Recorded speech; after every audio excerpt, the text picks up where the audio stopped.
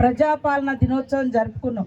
అంటే ప్రజల ఈ తెలంగాణ ప్రాంతాన్ని అంతా కూడా మరి అప్పుడు నిజాం రాజు పరిపాలించింది కాబట్టి భారతదేశంలో కలపలే. ఇది సపరేట్ రాష్ట్రంగా, సపరేట్ ప్రాంతంగా, రాజ్యంగా ఉంటే ఇలాంటి వీరవనితల పోరాటాలన్నింటి దృష్టిలో పెట్టుకొని మరి తర్వాత ఆ రోజు నెహ్రూ గారు ఈ యొక్క ప్రధానిగా ఉండి ఈ ప్రాంతాన్ని కూడా ఇక్కడ కమ్యూనిస్టుల పార్టీల నాయకత్వంలో స్థానికంగా కూడా కాంగ్రెస్ నాయకులు కూడా ఆనాటి నాయకులు మా ప్రాంతం కూడా భారతదేశంలో విలీనం కావాలి, ఈ రాజుల పరిపాలన పోవాలి, దొరల పరిపాలన పోవాలి, విముక్తి జరగాలి, మరి అందరికీ స్వేచ్ఛ రావాలి, ప్రజాస్వామ్యం ఉండాలి అని పోరాడిన దాంట్లో మన చాకలి ఐలమ్మ గారు ఒక వీర వనితగా మనందరికీ ఆదర్శం.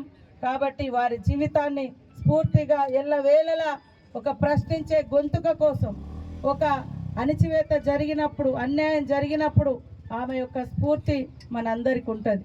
వాస్తవానికి ఒకప్పుడు చూస్తే మరి వెట్టి చాకిరి ప్రతి దగ్గర, వెట్టి చాకిరి అంటే ఏం కూలి గీలి ఏం లేదు, పని చేసి రావాలి, అది పెద్దోళ్ళకు మనం చేయాలి, అది అట్లా ఒక వ్యవస్థగా ఉండేది.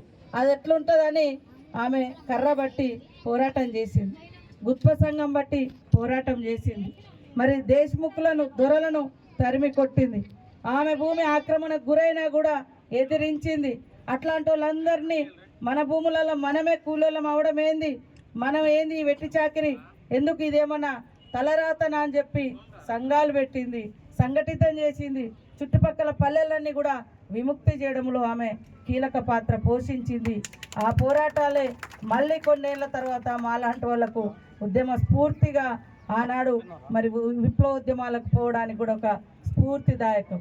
కాబట్టి ఈ రోజు ఉన్నటువంటి రోజులలో ఖచ్చితంగా ప్రతి చోట ఇలాంటి